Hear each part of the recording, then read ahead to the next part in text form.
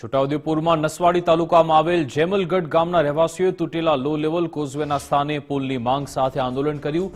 ગ્રામજનોએ કોઝવે પર આવી પુલ આપોના સૂત્રોચ્ચાર કરી તંત્રને જગાડવાનો પ્રયાસ કર્યો।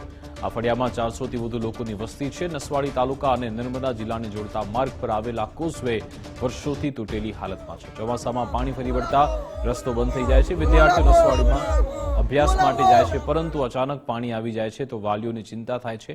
પશુપાલકો ડેરીમાં દૂધ પહોંચાડી શકતા નથી, જેનાથી આર્થિક નુકસાન થાય છે।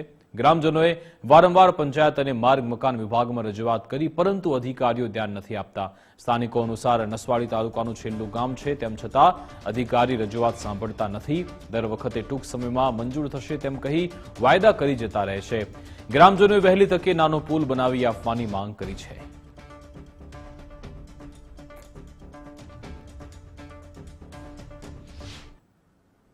માંગ છે અને પુલ આપે, અને આ પુલ અમારે રસ્તા પર મેન રસ્તો અમારે ચોમાસામાં બહુ તકલીફ આવે છે। તો આ નિશાળે જવા માટે છોકરાઓને બી પાણી આવે, આ ભરપૂર પાણી આવે છે, તો છોકરાઓ સામી ટેર ઉભા રહે, અમારે હામી ટેર ઉભા રહેવું પડે છે। એવી તકલીફ અમારે આજે સહન કરીને આજે અમે નસવાડી તાલુકાના એવા છેવાડાના ગામડાએ અમે અહીં આ તકલીફ પર છે, તો અમારે પુલની માંગ આલે એવી અમારી વિનંતી છે। અને આ ગાબડા પડી જાય છે તો 3-4 વર્ષથી અમારે આવા ગાબડા પડી જાય અને પાછા રિપેરિંગ કરી જાય અને પાછા ચોમાસાની અંદર તૂટી જાય છે। નસવાડી અમારે ઘણા લગભગ 26-27 ગામનો જોડતો રસ્તો છે અને જાય છે નર્મદા જિલ્લામાં આ રસ્તો। તો જેમલગઢ આલિયાગોળા પેટા ફળિયાથી 2 કિલોમીટર નર્મદા જિલ્લો લાગે છે, જિલ્લાની હદ લાગે છે। તો આ રસ્તો નર્મદા જિલ્લા જોડતો છે। તો આ પુલનો 2 પાઇપો નાખી છે, આ લોકોએ 2 પાઇપો નાખી છે। એમાં પાણી ચોમાસામાં થોડું ઘણું આવી જાય ને તો બહાર વહી જાય છે પાણી।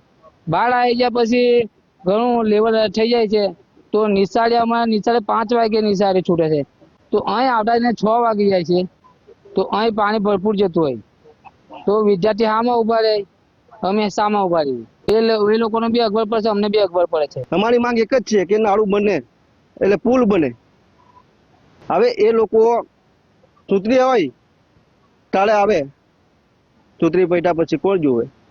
અમારી એક જ માંગ છે કે એક પુલ સારો એવો બને, રજૂઆત કરે તો બની જશે।